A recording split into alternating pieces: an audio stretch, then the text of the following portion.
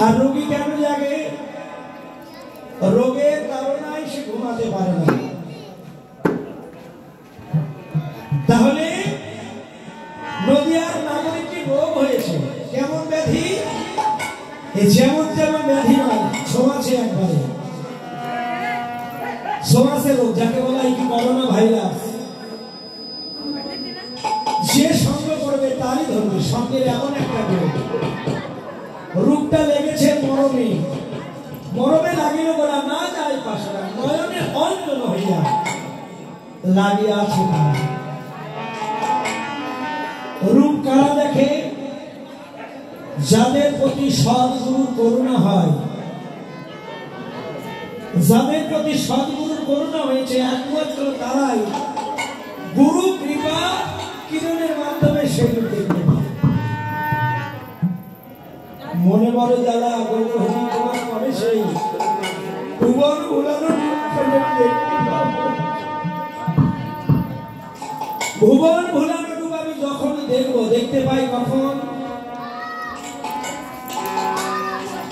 রূপ কখন দেখা হয়? যেদিন এই দেহটা অচল হয়, এই দেহটা যেদিন হীন হয়, মরণের সময় হয়, যখন দেহ থেকে প্রাণ পাখি চলে যাবার সময় হয়,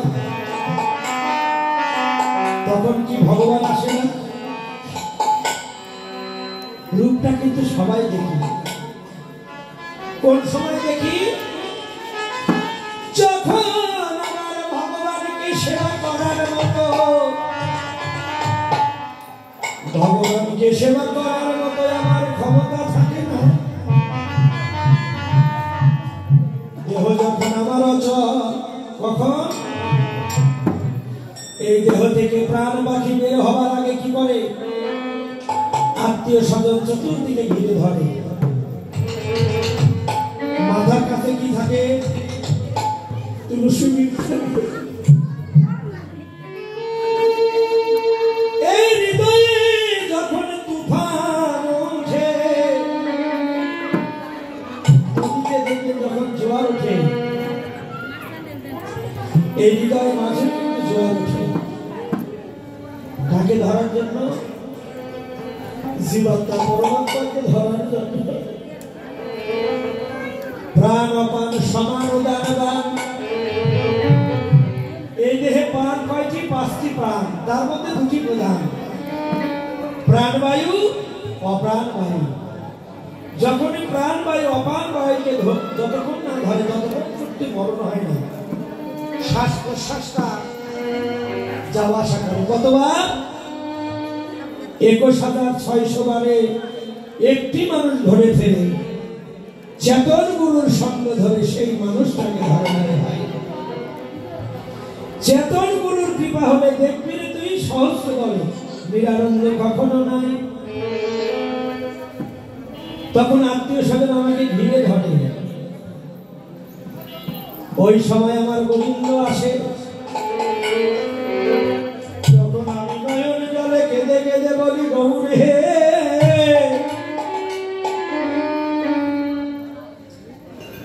তুমি আমার সময় এলে কেন? তুমি আমার দেহে যৌবন থাকতে এলে না? তুমি কেন জীবনের শেষ বেলা এলে?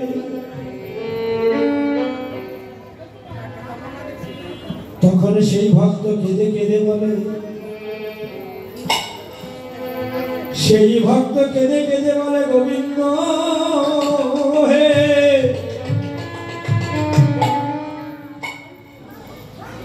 জীবনে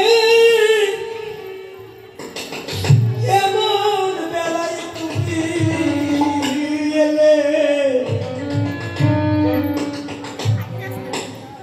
তুমি যদি সকালে সকালে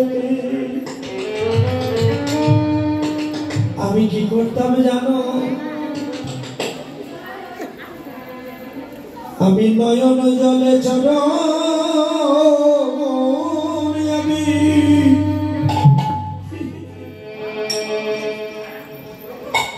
নয়ন জলে চরণ আমি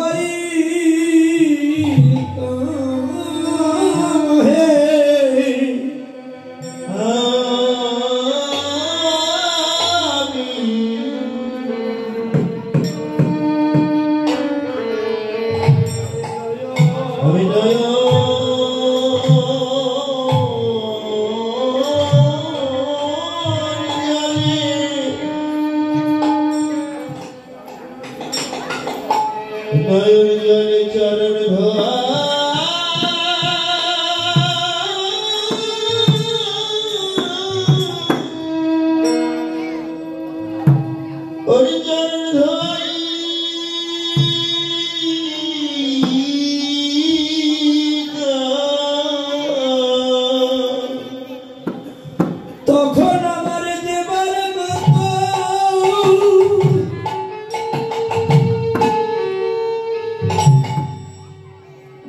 আমার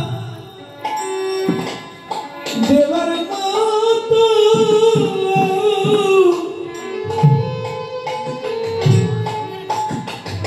আর কিছু নাই প্রভু আমি নয়ন জলে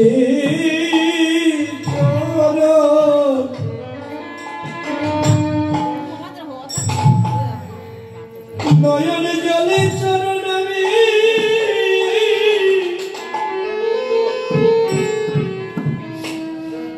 আমি ধোয়াই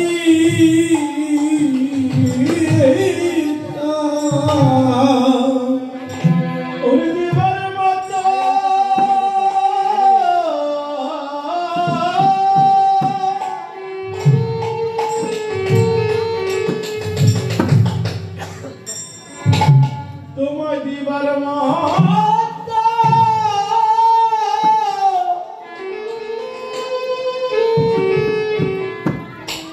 আমার কিছু নাই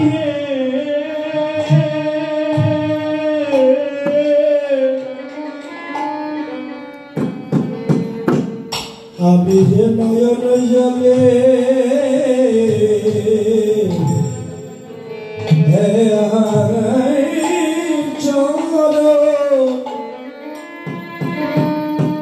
গৌরী হে তুমি এমন সময় এলে আমার এই দেহের ইন্দ্রিয়গুলো ভালো নেই ভগবান তো এমন সময় দেখা দেয় তার প্রমাণ হলো সনাতন গোস্বামী জীবের এত জ্বালা কেন দুঃখ কেন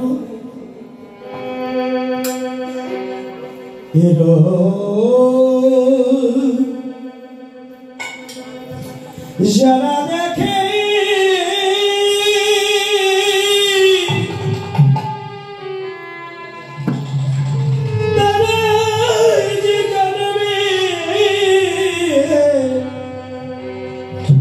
জনমের মতো ঘরের বাড়ি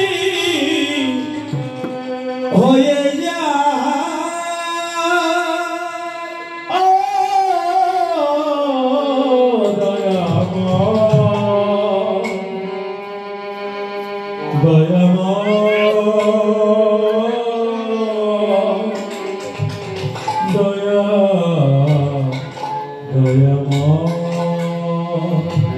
সনাতন গোস্বামী ওরা দুটি ভাই রূপ সনাতন দুটি ভাই যখন গৌর হরির ভুবন ভুলানো রূপ দর্শন করলেন ভুবন ভুলানো রূপ দর্শন করা মাত্রই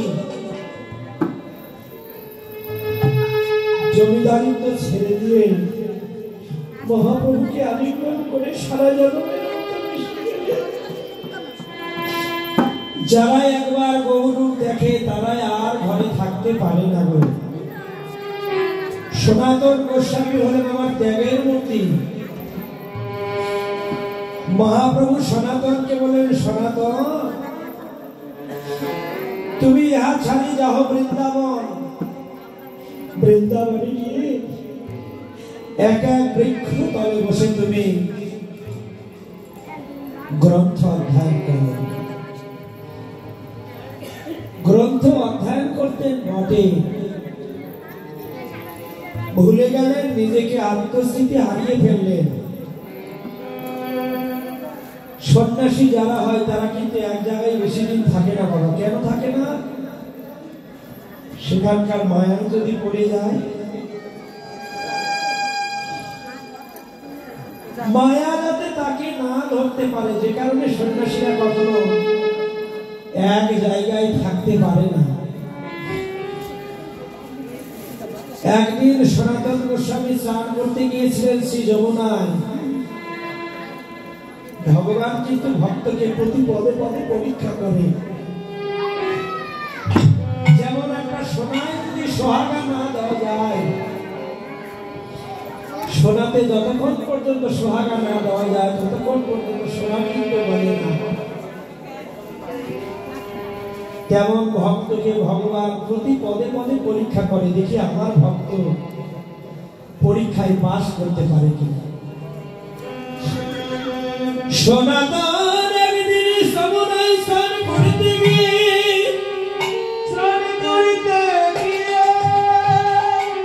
তিনি যে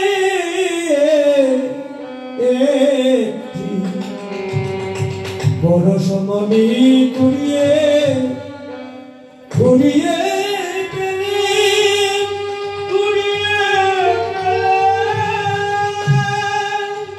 তিনি মনে মনে ভাবলেন আমি তো সন্ন্যাসী,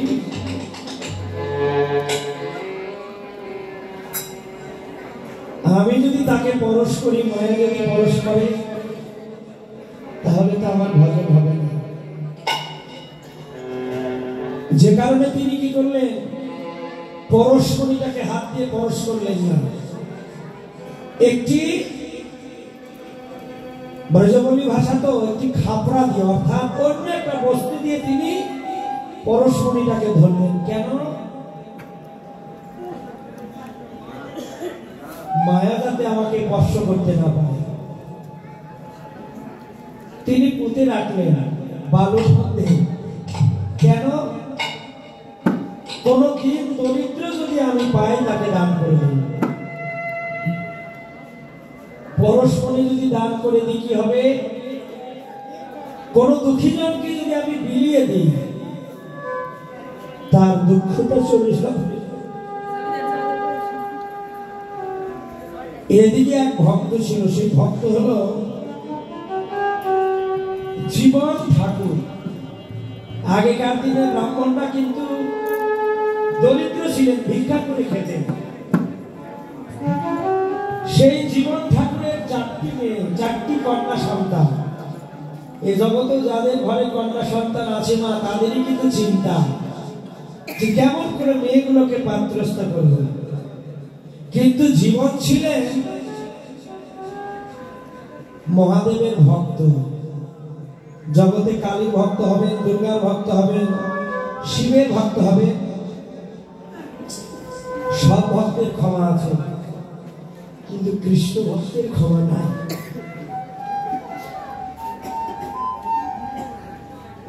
জীবন ঠাকুরকে একদিন মহাদেব স্বপ্নে দেখালেন যে জীবন, তুমি সনাতনের কাছে যাও, তার কাছে গেলে তুমি কিছু অর্থ পাবে। তুমি যাও, সেখানে গেলে তোমার দুঃখটা দূরে চলে যাবে। স্বপ্নে দেখা মাত্রই জীবন আর দেরি করলেন না, ছুটতে ছুটতে ছুটতে ছুটতে সনাতন গোস্বামীর কাছে গেলেন। সনাতন গোস্বামীর কাছে গিয়ে মৃদু হেসে বললেন, প্রভু গোসাই, তুমি কিছু আমায় অর্থ দান করো। দেখুন বাবা, এই জগতে যদি কোনো ভিখারির কাছে যদি ভিক্ষা চাওয়া যায়, ভিখারি কি ভিক্ষা দিতে পারবে মা? যে ভিক্ষা করে খায় সে কি কখনো ভিক্ষা দিতে পারবে? একজন ধনী ব্যক্তির কাছে গেলে হয়তো কিছু দান পাওয়া যায়।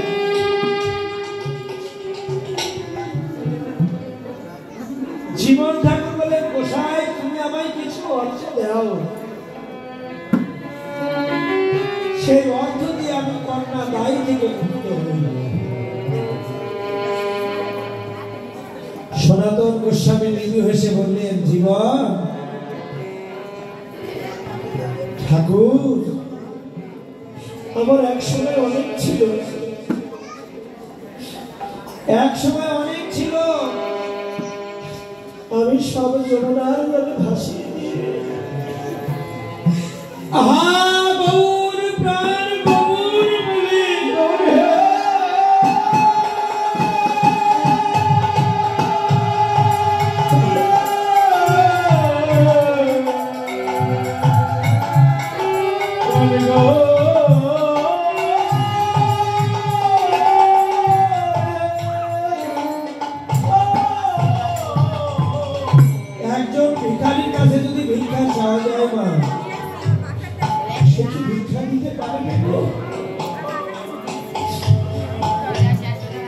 সনাতন গোস্বামী বললেন, ঠাকুর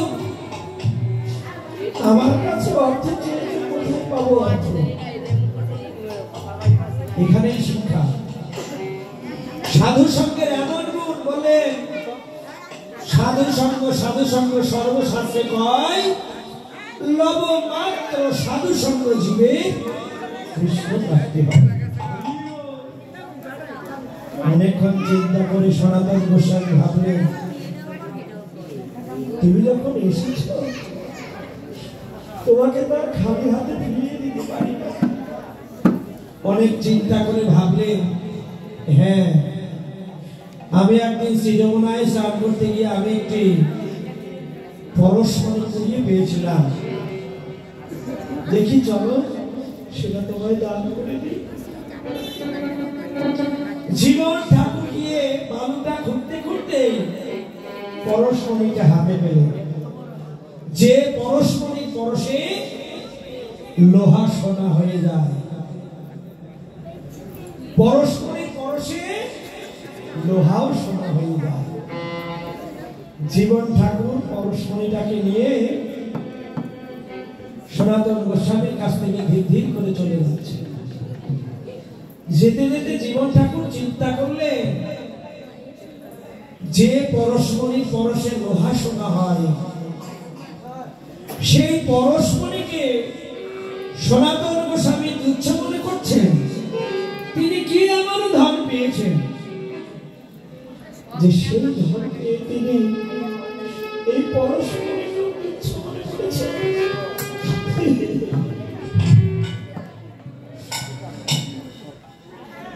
জীবন ঠাকুরের দেখুন সাধু সঙ্গের কত গুণ। সাধুর দর্শনে যায় মনের ময়লা, পরশে হয় প্রেম তরঙ্গ, ভজনে আনন্দের গৌরাঙ্গ। সাধুর গুণ যায় না বলা, শুদ্ধ চিত্তে অন্তর খোলা। সাধু জানে একবার দয়া করে তার সব বন্ধন দূর হয়ে যায়। জীবন ঠাকুর চলে গেলেন, যেতে যেতে আবার ঘুরে এসে সনাতন গোস্বামীকে বলেন, প্রভু কি এমন ধন পেয়েছ, সেই ধন পেয়ে তুমি এই পরস্পরকে তুচ্ছাতি দিচ্ছ বলে করছো। তিনি গণলগ্ন কৃতবাসী বললেন, প্রভু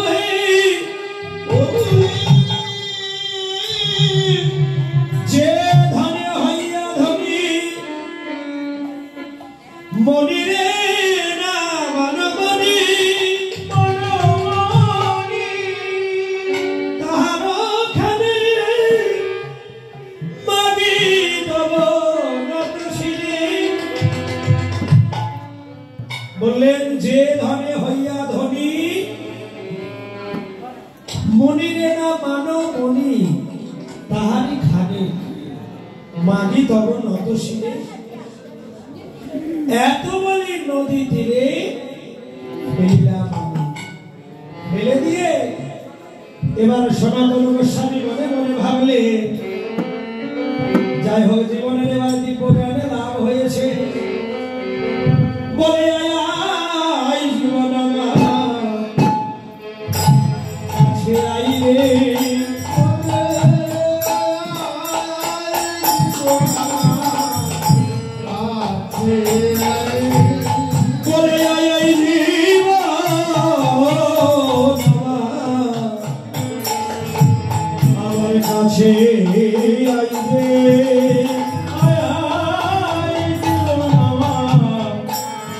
কাছে আইবে বলি আমার তাপি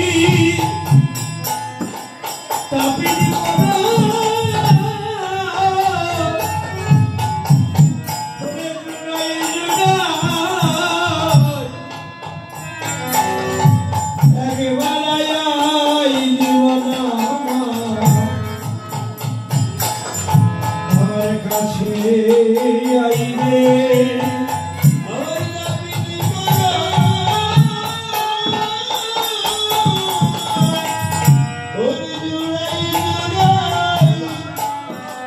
Yeah.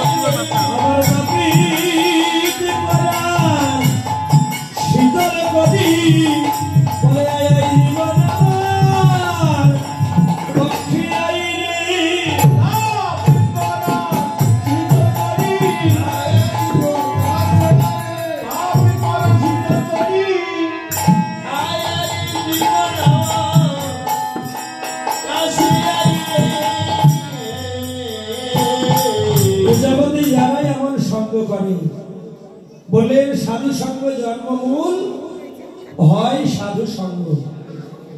সাধু সঙ্গ না করলে কখনো সাধু সঙ্গের ফল পাওয়া যায় না। তাই লালন ফকির তার একটি গানে বলেছেন, সাধু সঙ্গ ভালো সঙ্গ, সেই সঙ্গ আমার হলো সাধু সঙ্গ ভালো সঙ্গ, সেই সাধু সঙ্গ হলে পারে জন্ম থেকে উদ্ধার হয়। সাধু সঙ্গ ভালো সঙ্গ, সঙ্গ আমার হলো কই সাধু সঙ্গ ভালো সঙ্গ, সেই সাধু সঙ্গ হলে পরে জন্ম থেকে উদ্ধার হয়। সাধু সঙ্গ হলে পরে জন্ম থেকে উদ্ধার হয়। সাধু সঙ্গ ভালো সঙ্গ আমার হলো সাধু সঙ্গ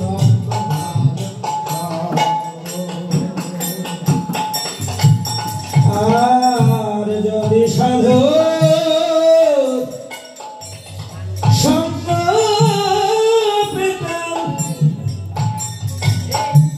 সাধুর সঙ্গে চলে যেতাম, আর যদি সাধু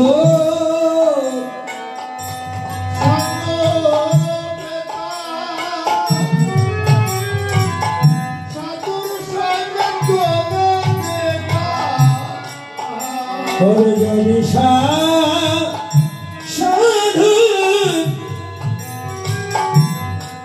সঙ্গ পেতাম,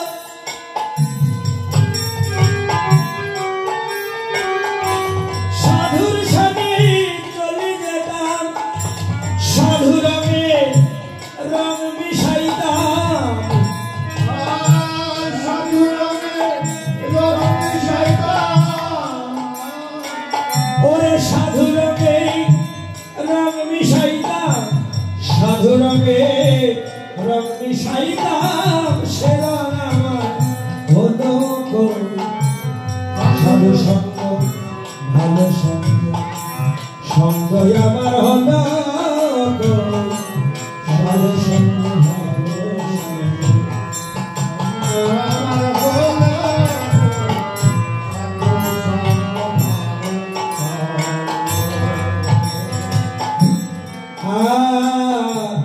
সোনা দে আর মুখে বলি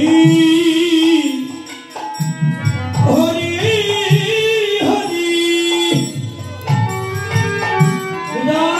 হরি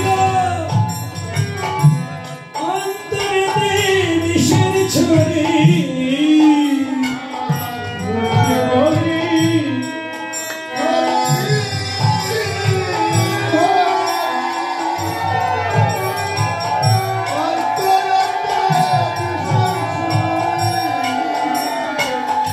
মুখে বলি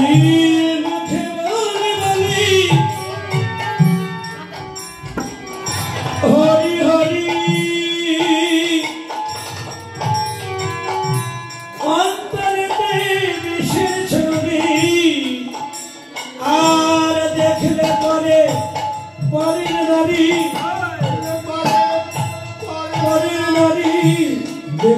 পরে পরের নারী সেই পারেতে ছেড়ে দই দেখলে পরের নারী সেই পারেতে ছেড়ে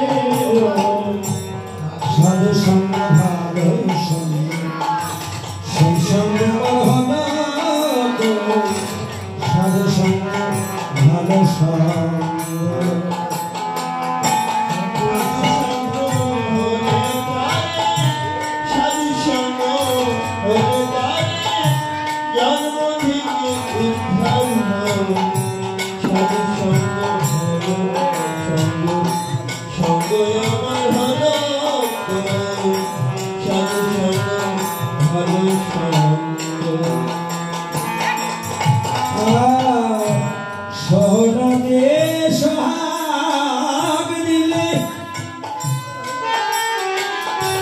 রাধে রাধে কঠিন শোনা যায় রে গলে আর সোনাতে সোনাতে সোনাতে সোহাগ দিলে কঠিন শোনা যায় রে গলে সাধুর বাক্যে ভাষণ গলে সাধুর বাক্যে সাধুর বাক্যে ভাষণ গলে মন সাধুর বাক্যে ভাষণ গলে মন সাধুর বাক্যে ভাষণ গলে মন পাশান্তা গল্য সাধু সঙ্গ ভালো সঙ্গ সেই সঙ্গ হলো সাধু সঙ্গ ভালো সঙ্গ সাধু সঙ্গ হলে পারে সাধু সঙ্গ হলে পারে জন্ম থেকে উদ্ধার সাধু সঙ্গ ভালো সঙ্গ সঙ্গ ভালো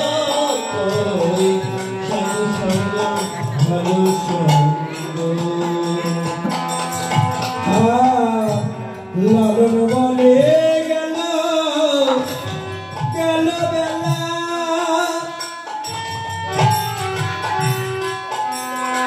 আর যাব হরি নামের মালা মালা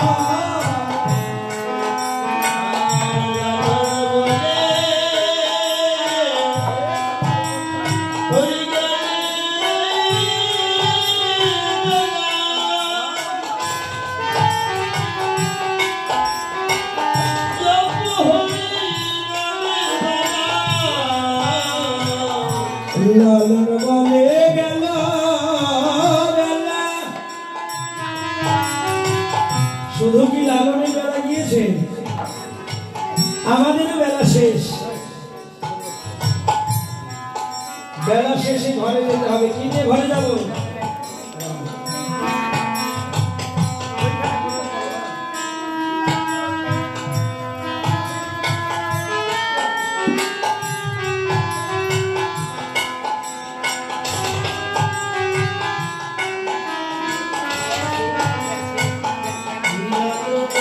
লালন বলে গেল বেলা জপ হরি নামের মালা নিত্য জপলে কাঠের মালা নিত্য জপলে কাঠের মালা নিত্য জপলে কাঠের মালা মন মালাটা জপলে কই গোলা নিত্য জপলে কাঠের মালা মন মালাটা নিত্য জপলে কাঠের মালা মন মালাটা জপলে কই ভালো সঙ্গ ভালো সঙ্গ সঙ্গ আমার হলো সাধু সঙ্গ ভালো সঙ্গ সঙ্গ আমার হলো এই সাধু সঙ্গ হলে পরে সাধু সঙ্গ হলে পরে সাধু সঙ্গ হলে পরে